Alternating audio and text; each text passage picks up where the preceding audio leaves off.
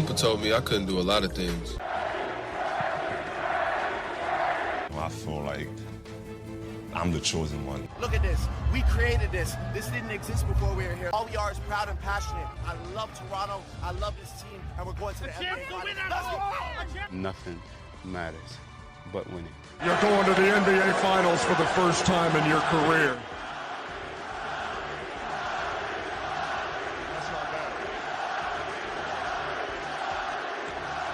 Canada, the NBA title is yours.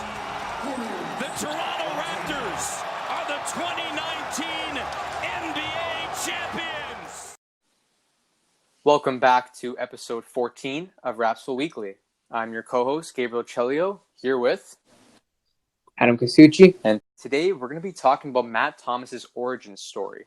So the plan for the next couple of weeks, every Friday, we're going to be doing an origin story of one of the Raptors players, talking a little bit about their come up, the different, their college experience, if they got drafted, how they got to the team, to where they are today.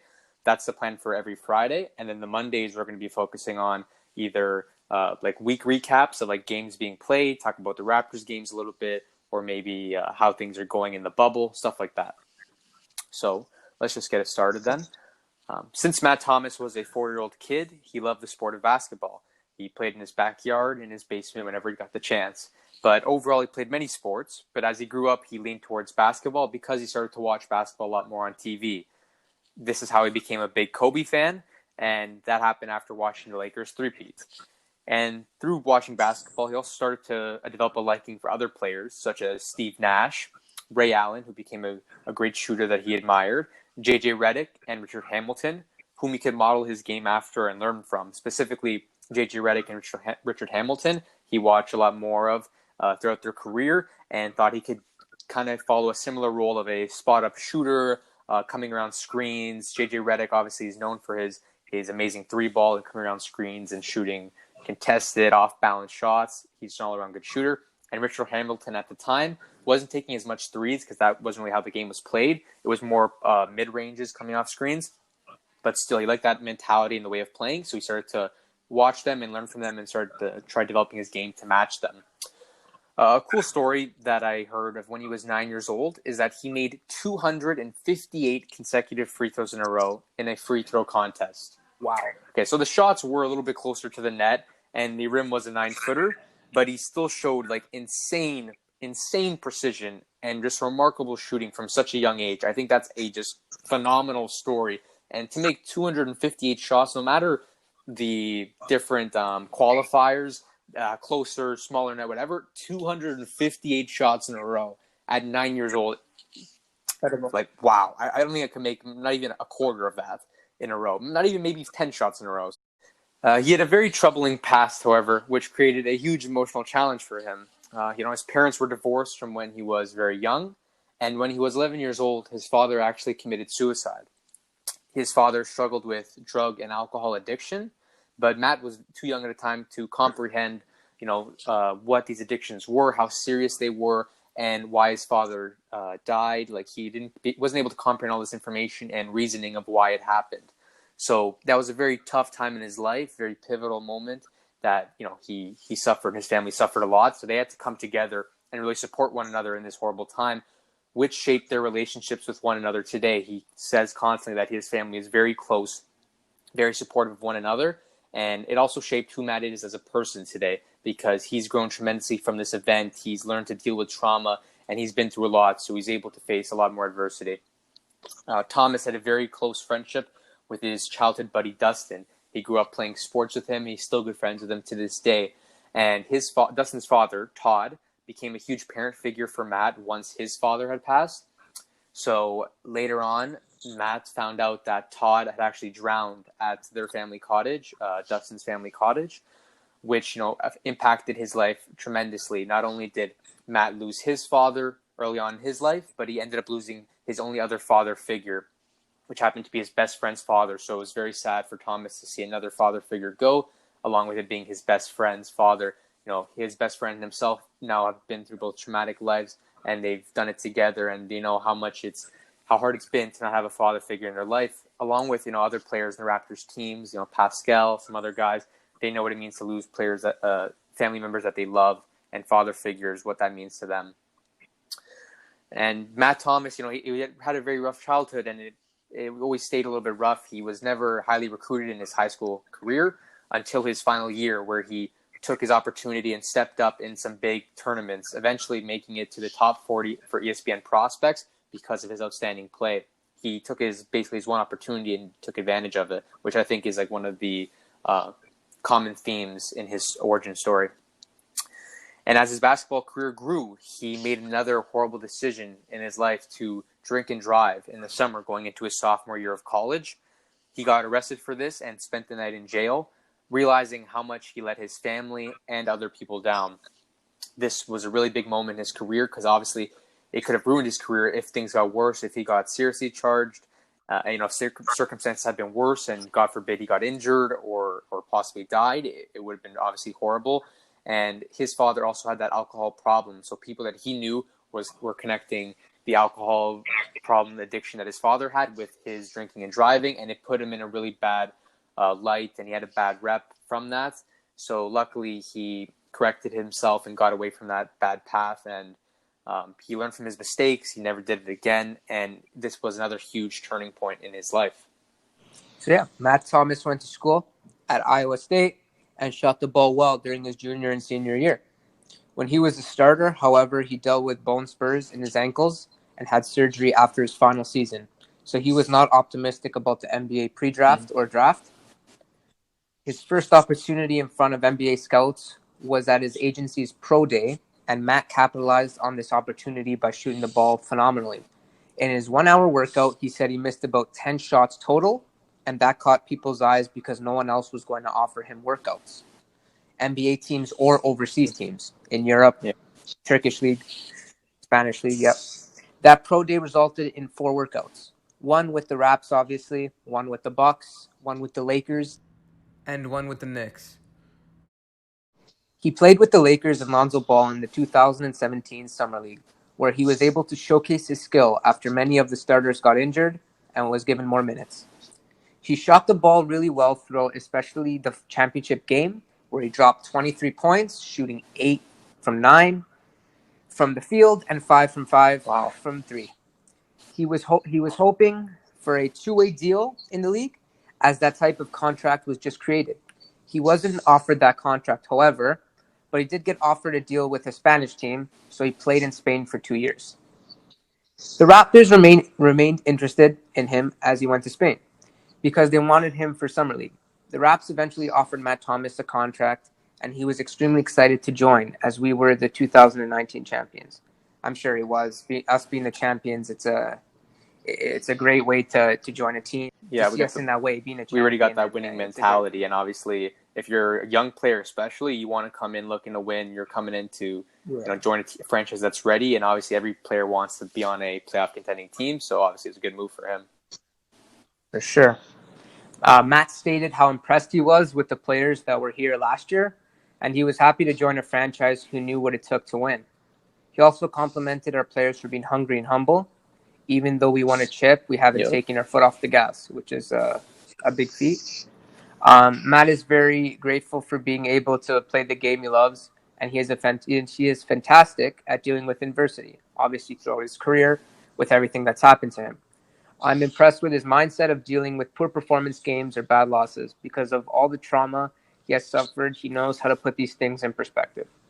This will help him shake off these bad nights and focus on improving long term. He can stay focused, stay determined, stay motivated, and stay aggressive, For sure. which is important in the NBA. Also, I think that this is a great mindset to have because Matt really exercises the silver linings in his extremely challenging situation. Matt Thomas at 6'4", it's very hard to move up in the Raptors lineup because of all the talent we have with Norman Powell and Fred VanVleet starting. I can see him being maybe an 8th or 9th rotational guy. He can't really play power forward, doesn't have the versatility to play point guard, or small forward. So it will be tough for him to move up in that lineup, especially because he needs to play at that shooting guard position. I think it's going to be a challenging situation for him. I think so far he's had a good impact on the team. He shot the ball really well. He came out of the gates. I really didn't know who he was when he first walked in. I remember seeing him now in the summer league, and his performance was great. But like seeing him on the team, I kind of forgot who he was. And then I saw him shoot all these shots, and he was shooting pretty well. And I'm like, wow, this guy's a pretty impactful player. Walked in, hit a couple of big shots. And I think that if he continues to improve his game, it's going to be great for him. Obviously, his skill since he was young was shooting. He emphasized that. He wanted to be a player like J.J. Redick, Ray Allen. He wanted to be a spot-up shooter, coming off screen shooters. So he's using that to his advantage by making that one strength really dominant. But obviously now that he's reached the NBA and he has NBA staff supporting him, trainers, he can try to expand his game, maybe work on his ball handling, his athleticism. We see that it looks like he put on some muscle this quarantine in his arms, so maybe that can help him with a little bit of strength on the defensive end, which he's pretty good at. So I think that it all depends on how much he's willing to work and how much he's willing to grow, that he can expand his game.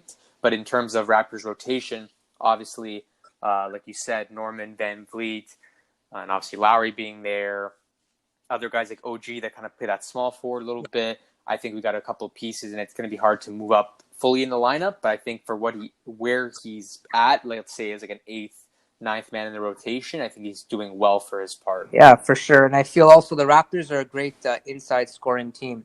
I mean, we're very efficient in the paint, and I feel when we do have a off shooting night, Matt Thomas is there to come in and kind of and help the shooting. Sometimes I feel like when the Raptors aren't playing as well, it's all obviously because of the shooting. I like just watching the games. Most of them are because of that, and I think Matt Thomas fills that hole that we need, and he's kind of that person which helps us get back on track, and he's kind of a reliant, consistent. I think that stems from his mentality that we talked about. Of he's dealt with all of these traumatic events in his childhood, and he's gone through a lot of suffering and horrible events, and he's grown from that, and it's developed his character, has become more resilient, and been able to become more adversive and take all these hard events and work through them. So he takes like poor performance games and bad losses. He doesn't really care about them too much. He knows obviously we should have won the game, whatever, but he doesn't think about it too much. Has let it affect him moving forward. He just forgets about it and focuses on moving forward and getting better in that next game, which I think is a perfect mentality to have. You don't want to get shooken up after a bad night. You want to try bouncing back. So that's going to help him become a steady shooter. And clearly, just like other players that we've had, we're kind of transitioning that role. It was CJ Miles, then it became kind of Danny Green. Now it's Matt Thomas as that shooter that we need to have. And if he can remain consistent, which is the key for shooters, that was obviously CJ Miles' downfall, was that he was consistent for 1 year, hit big shots. Next year, he couldn't hit anything. So if Matt Thomas remains consistent, I think that he obviously fits that piece that we lost of that spot-up shooter. Yeah, for sure. And I think he's also working on his game in the quarantine. He's not a one-dimensional player. I mean, he could shoot the 3-ball very well, but he can also fake, pump fake, and then move in from mid-range, or also get to the rim, or even make a pass. So his IQ is there. So he's not one-dimensional, and defenses will have to I guess stay on him as much as they have to, because he's not a guy you can just stay off. Always an 8th or 9th rotational guy. He can't shoot the ball. He's a guy that can hurt you. Do you think that, obviously we're talking about that with the rotations, we don't know how far he would get here, like how much he'd move up in the lineup, but how much better do you think, like as a player, like obviously it's hard to tell if he trains, works hard, gets with trainers, he can improve his game. But do you think maybe it'd be beneficial, like would there be more growth for him if he changed teams? Like you think, obviously we're not going to the extreme here, but for example, like someone like James Harden, who was a phenomenal player at OKC, but he was kind of being held back. And as he got to Houston Rockets, he expanded to this huge offensive phenom, and like he grew as like a star that people only thought of him as a role player at first because he was kind of under KD and Westbrook's shadow. The reason I'm thinking about this was I watched Serge Ibaka's "How Hungry Are You" with KD was on it, and they were talking about Harden. So I'm thinking, do you think Matt Thomas is maybe one of those guys that if he moved on to not a playoff contending team, like one of those lower ranking teams, that he'd have maybe a bigger role as like a 6th man, 7th man? Do you think he could turn into someone like a JJ Redick, or someone that has like a bigger role on the shooting end? Do you think that's within his skill set? For sure. I think repetition is key here. If he's getting more minutes, he's obviously going to be taking more shots, getting more Yeah. defensive possessions, right? So he's gonna get more experience, obviously, and even in maybe in end of the game scenarios. I mean, he could even play in those with being the big time shooter and great perimeter defense, right?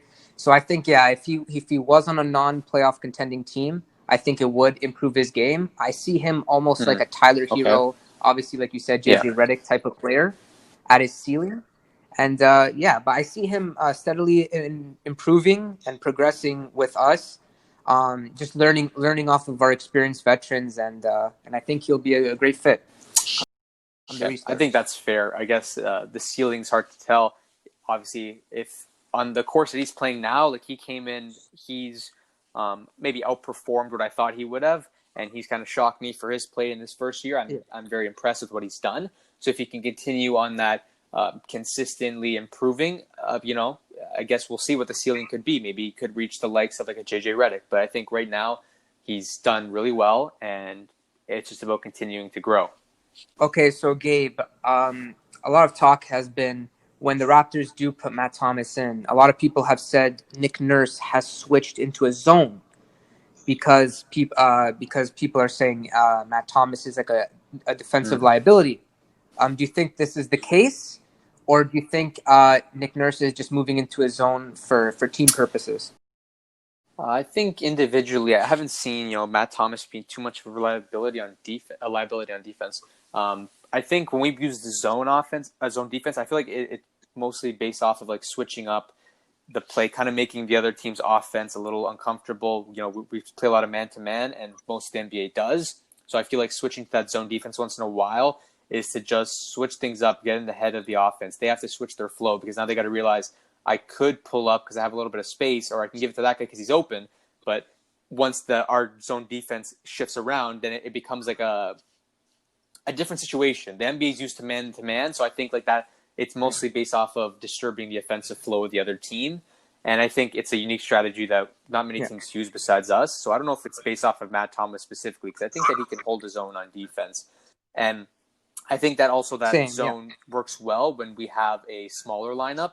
So maybe with Matt Thomas being in there, he's like a shooter, not the tallest guy. We say 6'4". So I think when it's a smaller lineup, that works well because we can use our speed to just bounce around the perimeter and get to each guy that's open. Okay, yeah, for sure. It's like a chess game with his own defense and man-to-man.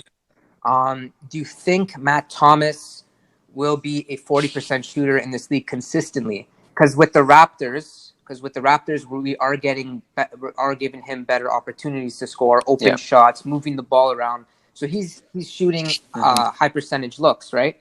With other teams, maybe lower teams like the Knicks or the Bulls, he won't be shooting as high percentage shots. So you think he will be shooting at that rate? I think he was shooting 47 or 48%. Yeah, I think that's a valid point. Is what we're talking about.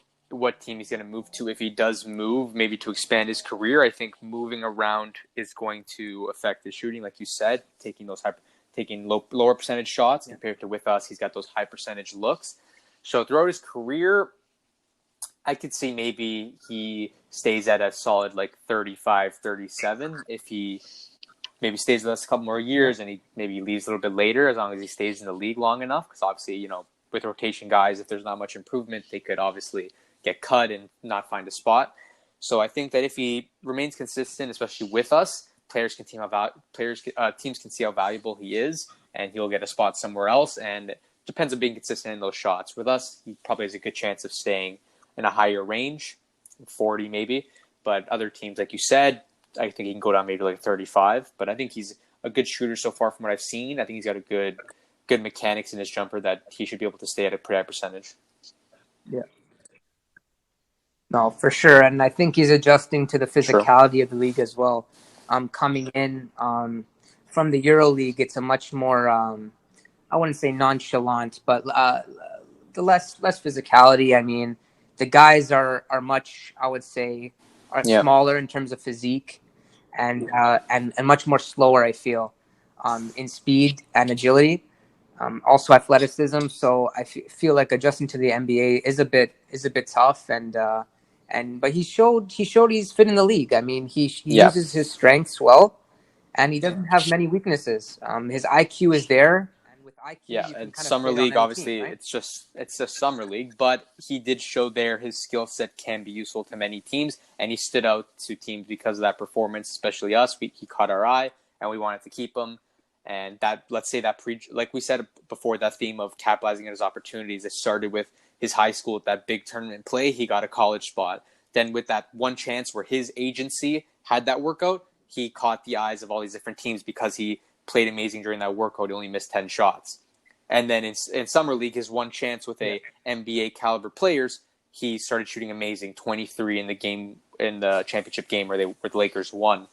So he has that thing of capitalizing wherever he's playing and capitalizing those big opportunities, and that's helped him get where he is today. So I think that if he can use that to his advantage, that being able to capitalize in big opportunities, the sky's the limit for this kid. He could stay here for a while. If he shows, let's say in the playoffs, he has a couple of big nights, he'll capitalize on that opportunity, we could use him. We can keep him.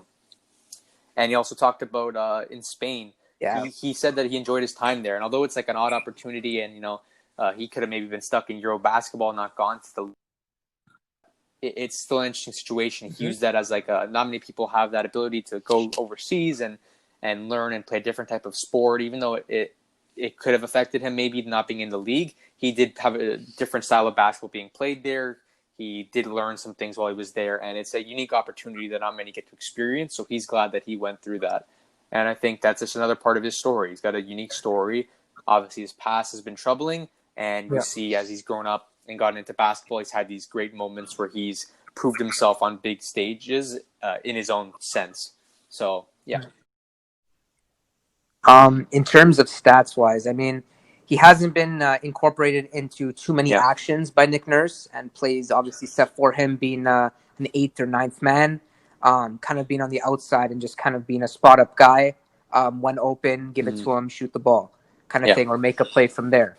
But stats wise, do you see him being a 10, 15 point guy in this league consistently? It depends on his role, because if we're saying that like he stays with us and he stays in that 9th spot, he's not even gonna have, I think, as enough shots to consistently stay there. I feel like 10, 15 ends up being more towards starters who are not the star players. I think if he does move around to other teams, though, he can be seeing that number 10 to 16, 17 points per game. If he has a much bigger role on a team, maybe eventually works up to be a starter when he's, let's say, 29, 30. Because, teams need that shooter once in a while. So it's possible, but I think right now it's going to be a while until we see that. Yeah, and I feel like he's doing a great job. I mean, playing behind the guys he has.